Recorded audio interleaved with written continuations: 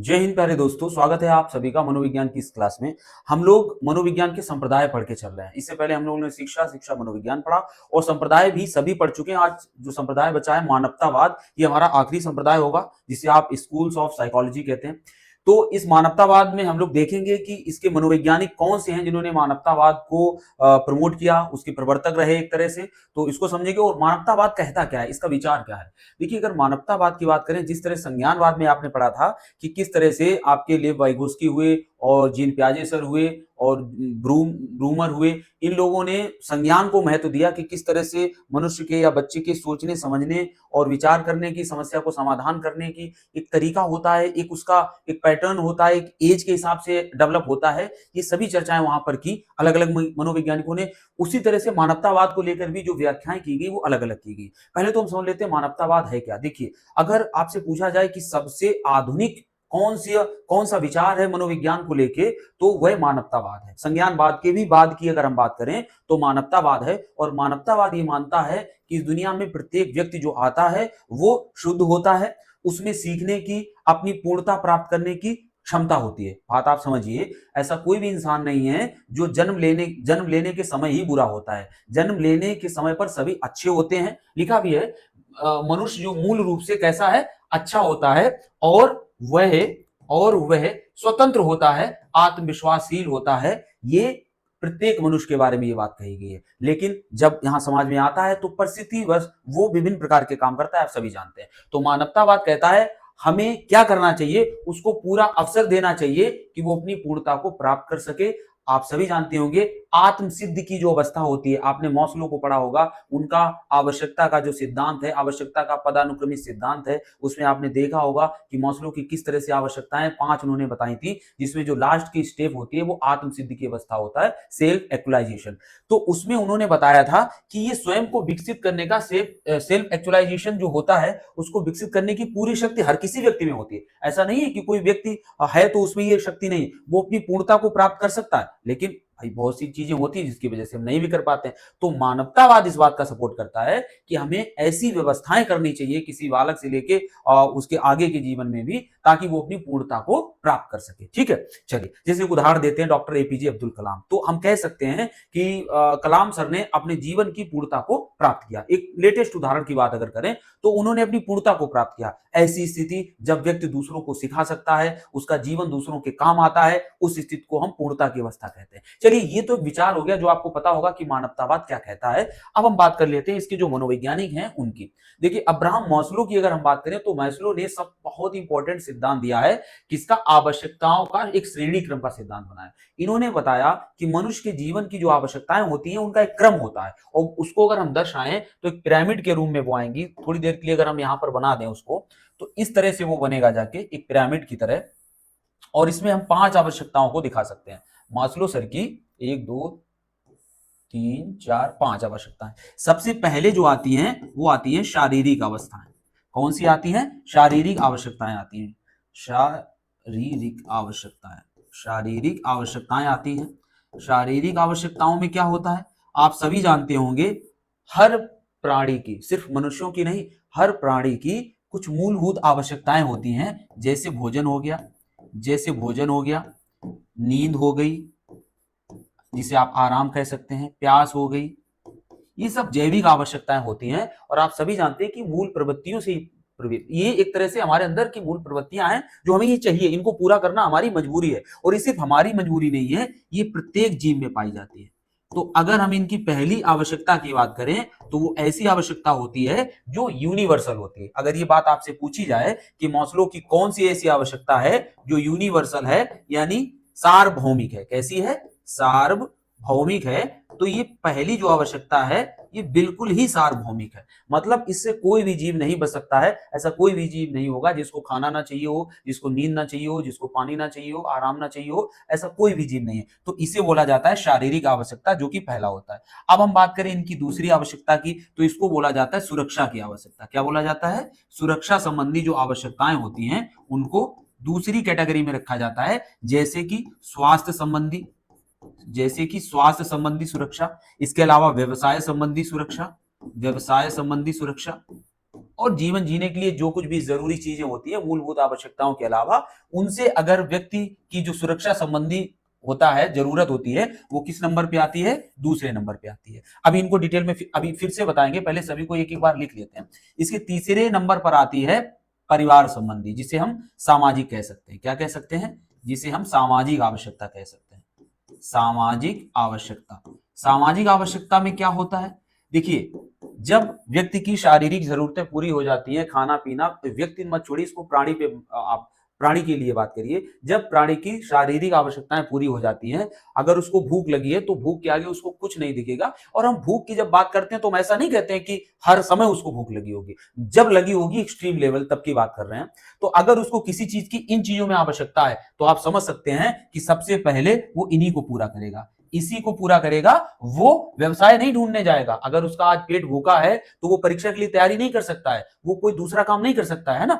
तो सबसे पहले वो अपने पेट को भरेगा या अपनी नींद को करेगा, जो भी यहां पर जरूरत होगी। उसके बाद वो अन्य चीजों पर फोकस करेगा। अभी एक उदाहरण में सबको समझाएंगे। फिर आती है सामाजिक आवश्यकता, जैसे परिवार के प्रति, परिवार के प्रति, इसके अलावा आपकी समाज के प्रति, समाज के प्रति जो जरूरतें होती हैं, जो उनसे ताना बाना मनुष्य का चलता है या जीवों का चलता है, वो तीसरी आवश्यकता में आता है। चौथी आवश्यकता में आ जाता है, चौथी आवश्यकता में आता है सम्मान। क्या आता है? सम्मान की आवश्यकता, सम्मान आता है। और पांचवी में आता है, जो सबसे लास्ट में होता है, उसे हम कहते हैं सेल्फ एक्चुअलाइजेशन, यानी आत्म सिद्धि की अवस्था। क्या होती है?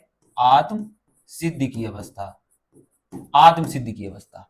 अब इनको सबको समझ लीजिए। देखिए, एक जो पर्सन होता है, एक व्यक्ति होता है, आप सभी जानते होंगे, कोई भी प्राणी हो, इससे आप समझ सकते हैं। इनका क्रम याद रखना। बहुत बार यही पूछ दिया जाता है कि उनकी तीसरी आवश्यकता कौन सी है, पहली आवश्यकता कौन सी है, या मास्लो के जो पदानुक्रमित आवश्यकता का सिद्धांत है उसमें उनकी आखिरी स्टेज कौन सी है। यही कई बार एग्जाम में पूछा गया है। तो ये आपको पता होना चाहिए कौन सी होती है, आत्म सिद्धि। अब समझ लेते हैं इनको बड़े आराम से। देखिए किस तरह से वर्क करता है। शारीरिक आवश्यकता, पहली आवश्यकता वो होगी जो सिर्फ मनुष्यों में नहीं होगी, बल्कि इस दुनिया के सभी जीवों में होगी, उसकी जरूरत, उसे कहते हैं शारीरिक अवस्था। इसी यही पहली आवश्यकता है। मतलब भूख प्यास से कोई बच नहीं सकता है। और जब तक ये पूरा ना हो जाए, आप सोच के देखिए आप क्या करोगे। क्या आप बैठ के मूवी देख सकते हो? क्या आप अपने एग्जाम हॉल में जाकर एग्जाम दे सकते हो? कुछ भी इससे ऊपर का नहीं कर सकते हो। क्या आप समाज में जाकर के किसी पार्टी के लिए नारे लगा सकते हो या देश के लिए कुछ कर सकते हो? कुछ भी नहीं कर सकते हो जब तक कि आपकी शारीरिक जरूरतों की पूर्ति नहीं होगी। तो ये मान के चलिए, एक भी आवश्यक, यहां पर जो ऊपर की एक भी चीजें हैं वो आप नहीं कर सकते हो जब तक कि आपकी शारीरिक जरूरतों की पूर्ति ना हो जाए। चलिए इसको हटा देते हैं, सबसे जरूरी में आ गया। अब दूसरे नंबर पर आती है सुरक्षा। देखिए कोई भी जीव है, आपने देखा होगा बहुत से जीव होते हैं जो भोजन के लिए अपनी जान को भी खतरे में डाल लेते हैं। भाई आपने देखा होगा, एक हिरन है, अगर प्यासा है तो वो एक जंगल में कोई कुआं, कोई तालाब है, सॉरी, कोई तालाब है तो वहां पानी पीने चला जाता है। उसको भी पता है कि वहां पर शेर उस पर हमला कर सकता है, लेकिन फिर भी वो जाता है अपनी जान को भी किसमें, जोखिम में डाल करके। क्यों जाता है? क्योंकि उसको क्या चाहिए, उसको प्यास लगी है, उसको पानी चाहिए, तब वो सुरक्षा की परवाह नहीं करता है। इससे सिद्ध होता है कि ये वाली पहली है और ये वाली दूसरी है। लेकिन अब इसमें और इसमें कंपैरिजन करते हैं। आप समझते हैं कि स्वास्थ्य, आपको खूब पता हो कि इन लोगों के साथ रहकर, अगर आपको पता है, सपोज करो बिल्कुल क्लियर कर दिया जाए कि इन लोगों के साथ रहकर ये लोग जहां जा रहे हैं वहां पर आपको मौत मिलेगी या आपके साथ कुछ अहित होगा, ये जहां जा रहे हैं कंफर्म वहां पर आपके साथ कुछ अहित होगा, तो क्या आप उनके साथ जाएंगे? आप नहीं जाएंगे। आप ऐसे किसी समाज का, किसी समूह का हिस्सा नहीं बनेंगे जहां पर आपको पता हो कि वहां पर आपका जीवन 100% खतरे में है। आप नहीं जाएंगे ऐसी जगह पर। यानी कि स्वास्थ्य पहले आता है, समाज बाद में आता है। आप समाज या परिवार के लिए तभी कुछ कर पाते हैं जब आप अपने स्वास्थ्य को सुरक्षित रखते हैं। आपने कभी देखा होगा बीमार आदमी किसी दूसरे की सेवा करे? नहीं देखा होगा। दूसरे बीमार की सेवा करते हैं लेकिन बीमार दूसरों की सेवा नहीं करता है। इससे सिद्ध होता है कि सबसे पहले क्या होती है, खुद की सुरक्षा होती है। और वो सुरक्षा कैसी? स्वास्थ्य संबंधी, व्यवसाय संबंधी। सपोज करो किसी की नौकरी पे संकट आ जाए, सपोज करिए किसी की व्यवसाय पे संकट आ जाए और आज उससे कह दिया जाए कि आपकी नौकरी नहीं रहेगी।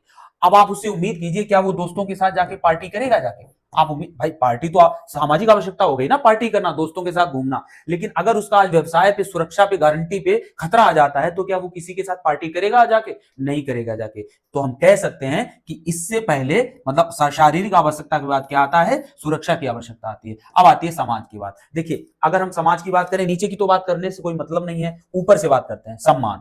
आप सम्मान, मतलब सपोज करो आप किसी इलेक्शन में खड़े होना चाहते हो और आप चाहते हो कि आपको सम्मान मिले, आपको 10 गांव के लोग जाने, आपको 50 गांव के लोग जाने, आप प्रतिष्ठित व्यक्ति बनो, है ना। ये आप कब चाहोगे? जब आप अपनी सामाजिक आवश्यकताओं की पूर्ति कर लोगे। आपका खुद का परिवार बिखरा हुआ है, आपकी पत्नी आपका साथ नहीं दे रही है, बच्चे आपका साथ नहीं दे रहे हैं, आपका पड़ोसी आपसे नाराज चल रहा है और आपकी जाति या समुदाय के लोग भी आपसे सही से नहीं, आप उनके साथ अपना तालमेल सही नहीं बिठा पा रहे हैं, आपको लगता है कि आप सम्मान प्राप्त कर पाओगे? यानी उससे पहले आपको किस जरूरत की पूर्ति करनी पड़ेगी? सामाजिक आवश्यकताओं की जरूरत की पूर्ति करनी पड़ेगी। अगर आपको क्या चाहिए? सम्मान चाहिए। यानी सम्मान पहले नहीं हो सकता है, उससे पहले क्या होगा? समाज होगा, क्योंकि समाज से ही आपको क्या मिलता है? सम्मान। क्या कोई व्यक्ति अपना खुद का सम्मान कर सकता है और क्या वो सम्मानीय हो जाएगा? हम अपनी नजर में कहें कि हम बहुत सम्मानीय प्रतिष्ठित हैं, क्या हम सम्मानीय हो जाएंगे? नहीं होंगे। यानी कि हमें सम्मान मिलता है समाज से, तो सबसे पहले आवश्यकता हमारी कौन सी पूरी होनी चाहिए? सामाजिक आवश्यकता पूरी होनी चाहिए। अब आते हैं सम्मान। सम्मान मिल गया आपको, देखिए सम्मान मिल गया, आप इलेक्शन जीत गए, आप चुनाव जीत गए, आप मंत्री बन गए, प्रधानमंत्री बन गए, सब कुछ बन गए, लेकिन अभी भी कुछ कमी बाकी है। कमी क्या है? एक ऐसा निस्वार्थ काम जो आप कर जाते हो और वो समय समय तक याद रखा जाता है, ऐसा काम, उसे ही हम क्या कहते हैं? आत्म सिद्ध की अवस्था कहते हैं। कितने ही महापुरुष हुए, महात्मा गांधी हुए, गौतम बुद्ध जी हुए और हमारे महावीर स्वामी हुए, ठीक है, और ये आधुनिक में भी है, ऐसा नहीं है कि आज के समय में ऐसे लोग नहीं है, आज के समय में भी ऐसे लोग हैं। तो ये सभी लोग किस कैटेगरी में माने जाएंगे? आत्म सिद्धि की कैटेगरी में माने जाएंगे। चलिए, हमने तो आपको नॉन उदाहरण दे दिए, लेकिन ऐसा नहीं है कि नॉर्मल लाइफ में ऐसे लोग नहीं होते। नॉर्मल लाइफ में भी ऐसे लोग होते हैं जो अपना जीवन दूसरों के लिए खपा देते हैं। कहने का मतलब वहां पर वो जो कार्य करते हैं, हमेशा मानिए ना, वो कार्य दूसरों की सेवा भाव से होता है। कैसे होता है? दूसरों की सेवा भाव से होता है। मदर टेरेसा जी हो गई, ये सब बड़े उदाहरण हैं।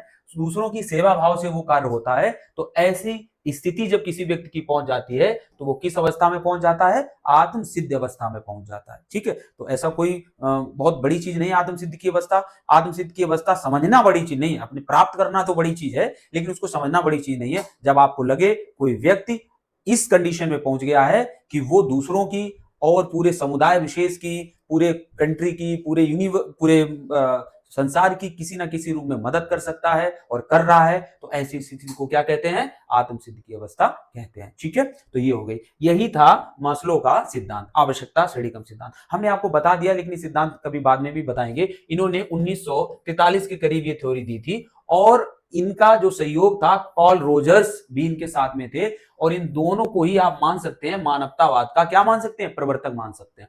अब्राहम मास्लो और कार्ल रोजर्स। कार्ल रोजर्स की अगर बात आए तो आपसे अगर परीक्षा में पूछा जाए, कार्ल, ये जो विद्यार्थी केंद्रित शिक्षण है, या हम जिसे कह सकते हैं बाल केंद्रित शिक्षा व्यवस्था है, बाल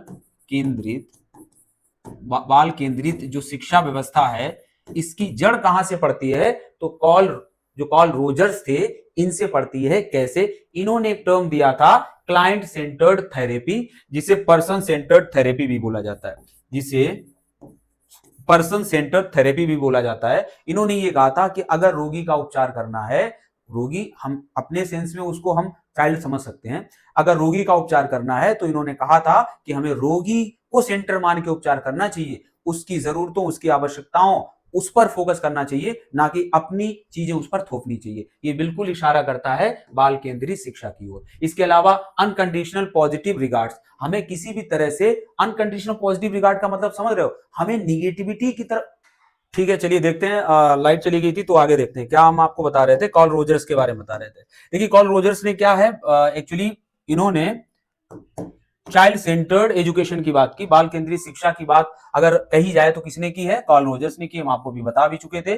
क्लाइंट सेंटर्ड थेरेपी की इन्होंने बात की। अनकंडीशनल पॉजिटिव रिगार्ड की बात की। हम बच्चे से कुछ भी निगेटिव एक्सपेक्ट नहीं कर सकते हैं, हमें हर हाल में अपने आप को पॉजिटिव रखना होता है, उसकी जरूरतों का ध्यान रखना पड़ता है, उसके अकॉर्डिंग हमें उसको आगे लेके जाना होता है। ठीक है, ये टर्म, दो टर्म है, तो ये कार्ल रोजर्स ने दिए।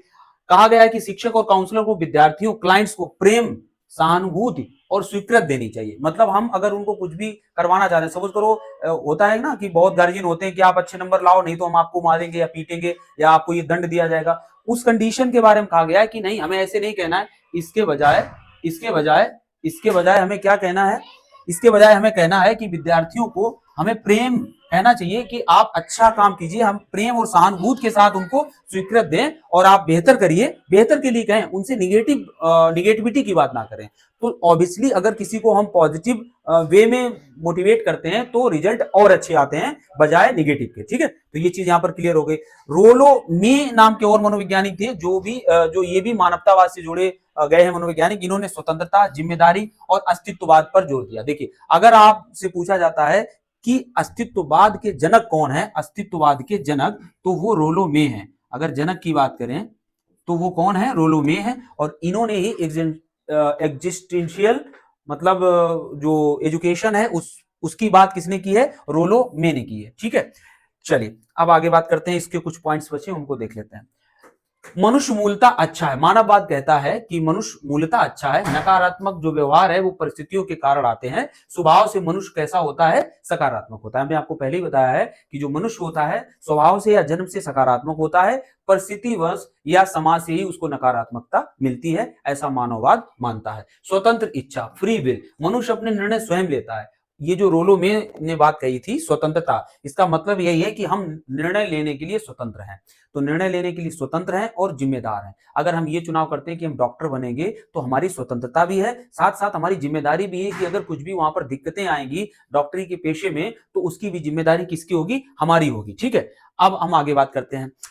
फ्री विल, मनुष्य अपने निर्णय स्वयं ले सकता है, वह केवल बाहरी उत्तेजना का दास नहीं है। देखिए, व्यवहारवाद क्या कहता था कि आप उसको, प्राणी को बाहर से क्या देते थे, स्टिमुलस दिखाते थे, आप उसको उत्तेजना देते थे, एक उत्तेजक ऐसा दिखाते थे जिसके प्रति वह व्यवहार करता था, ऐसा व्यवहारवादी कहते हैं। जैसे बिल्ली को मछली दिखाई गई थी, तो वो ऐसा नहीं, यहां पर ऐसा नहीं कहते, ये व्यवहारवादियों की तरह नहीं कहते हैं। ये कहते हैं कि हम लोग उत्तेजनाओं के दास नहीं होते, हम लोग सोच से और अपने मतलब एक हमारे अंदर एक सर्वांगीण जो गुण होता है सब चीजों को जानने का, उसकी वजह से हम मतलब आगे के निर्णय लेते हैं। ठीक है, आत्मसिद्ध, सेल्फ एक्चुअलाइजेशन की बात भी मानववाद करता है। जैसा कि मास्लो के सिद्धांत में पांचवा जो उनका आवश्यकता का सिद्धांत जो है उसमें पांचवा जो नंबर आता है वो किसका आता है, सेल्फ एक्चुअलाइजेशन का आता है। ठीक है, तो वही कहा है कि वहां तक पहुंचने की प्रवृत्ति सभी की होती है। उदाहरण, कलाकार का उत्कृष्ट चित्र बनाना या वैज्ञानिक का खोज वगैरह करना। हमने डॉक्टर एपीजे अब्दुल कलाम का आपको उदाहरण भी दिया था। तो ये कुछ बातें हैं जो मानववाद कहता है समग्र दृष्टिकोण। देखिए, होलिस्टिक अप्रोच की बात इन्होंने और की है। एक गेस्टाल्टवाद था, वो कहता था समग्र जो आकृति है उसका हमारे सामने जब प्रस्तुतिकरण होता है तो हम एक सूझ के अंतर्गत कोई समस्या का समाधान करते हैं। इन्होंने कहा समग्र दृष्टिकोण होना चाहिए, मनुष्य को टुकड़ों में नहीं बल्कि एक संपूर्ण व्यक्ति के रूप में समझा जाना चाहिए। ठीक है, तो ये भी बात ये कहते हैं अनुभव का महत्व, हर व्यक्ति का अनुभव अद्वितीय है और शिक्षा में उसका सम्मान होना चाहिए। शिक्षा में प्रभाव, शिक्षक को केवल जानकारी देने वाला नहीं बल्कि मार्गदर्शक। ये पॉइंट आप यहां पर याद रखना, शिक्षक को मार्गदर्शक जो कहा है वो किसने कहा है, वो मानवतावादियों ने कहा है शिक्षक को मार्गदर्शक। तो ये चीज यहां पर आपको याद रखना है बस। ठीक है, ऐसा कुछ ज्यादा यहां पर था नहीं मानवतावाद में, दो चार पॉइंट थे जो हम आपको पहले ही बता चुके थे। ठीक है, तो अब इसके बाद आप ये सभी खत्म हो गए, इसके बाद आपको एक 30 क्वेश्चन के हम प्रैक्टिस सेशन कराएंगे, जो जितने भी हमने आपको इसके स्कूल्स ऑफ साइकोलॉजी बताए थे। और उन 30 क्वेश्चन की प्रैक्टिस के बाद अगला चैप्टर हम लोग शुरू करेंगे जो कि बहुत बेहतरीन चैप्टर होगा। और वहां पर हम मिलते हैं, और चैनल को सब्सक्राइब तो कर ही लीजिए, इसके अलावा फ्रेंड्स वगैरह को शेयर कर दीजिए। Thank you for watching.